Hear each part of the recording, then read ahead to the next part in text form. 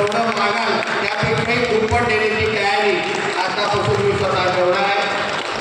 तुम्ही यापुढे कुठलीही चिंता करण्याची काही गरज नाही.